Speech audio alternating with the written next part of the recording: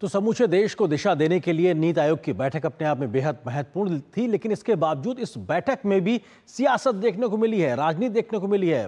पश्चिम बंगाल की मुख्यमंत्री ममता बनर्जी जब बैठक में अपनी बात रख रही थी, उसके बाद वो बाहर आई और उन्होंने आरोप लगाया कि बोलते समय उनका माइक बंद कर दिया गया। हालांकि उनके इस आरोप के बाद में नीति आयोग की तौर से स्पष्ट तौर से यह कहा गया कि ऐसा कुछ भी नहीं हुआ और साफ तौर से हर एक मुख्यमंत्री को जो 7 मिनट का वक्त मुकर्रर था वो समय उनको दिया गया और उन्होंने अपनी पूरी बात को रखा। इसके साथ साथ वित्त मंत्री निर्मला सीतारमण ने भी कहा कि ममता बनर्जी इस प्रकार का मीडिया में जाकर झूठ ना बोले, क्योंकि ऐसा कुछ भी नहीं हुआ था। क्यों आखिर ये सियासत देखने को मिली, क्या कुछ कहा गया दोनों ओर से, आई देखिए इस रिपोर्ट को। नीति आयोग की गवर्निंग काउंसिल की बैठक के बीच विवाद की खबर भी सामने आई, जब पश्चिम बंगाल की मुख्यमंत्री ममता बनर्जी ने बैठक के दौरान उन्हें बोलने के लिए पूरा टाइम नहीं देने का आरोप लगाया और कहा कि ये उनका अपमान है। Why you discriminate? Why you stop me? I am only attending. You should be happy for that. Instead of that, you are giving more scope to your party, your government, and you only me. On behalf of opposition, only I am there, and you stop my mic. Mamata Banerjee के आरोपों को नीति आयोग के CEO ने सिरे से खारिज किया।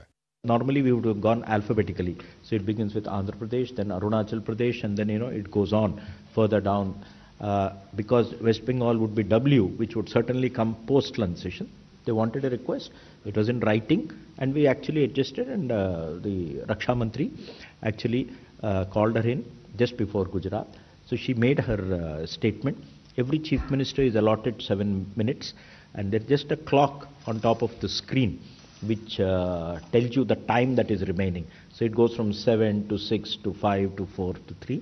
At the end of that, it shows 0-0. Nothing else. Nothing else has happened other than that. And what happens is the Raksha Mantri just does that on his table. That's it. And that's it. And then she said that, look, I would have liked to speak for more time, but I'll not speak anymore. That was it. There was nothing more. We all heard. She made her points, and we respectfully heard and noted her points, which will be reflected in the minutes. वहीं वित्त मंत्री निर्मला सीतारमण ने कहा कि प्रत्येक राज्य के मुख्यमंत्री के लिए समय का प्रावधान किया गया था और सभी सीएम को बोलने का पर्याप्त समय दिया गया, लेकिन ममता बनर्जी ने ये झूठ बोला है कि उनका माइक बंद करा दिया गया। Every chief minister was given an allotted time, and that was displayed on the screen which was present before every table. We could see 2 tables would have a screen before us, and we could see before us the respective chief ministers speaking. So did we watch so many chief ministers speaking, as was Mamata Banerjee ji also speaking. But apparently she is now conveyed to the media, or conveyed through the media, that her mic was put off. That is completely false. इस बीच पत्र सूचना कार्यालय के fact check विभाग ने पश्चिम बंगाल की CM Mamata Banerjee के दावे को भ्रामक करार दिया। पीआईबी ने इस दावे को गलत बताते हुए कहा कि ये दावा भ्रामक है। घड़ी के मुताबिक उनके बोलने का समय समाप्त हो चुका था, यहाँ तक कि इसका संकेत करने के लिए घंटी भी नहीं बजाई गई।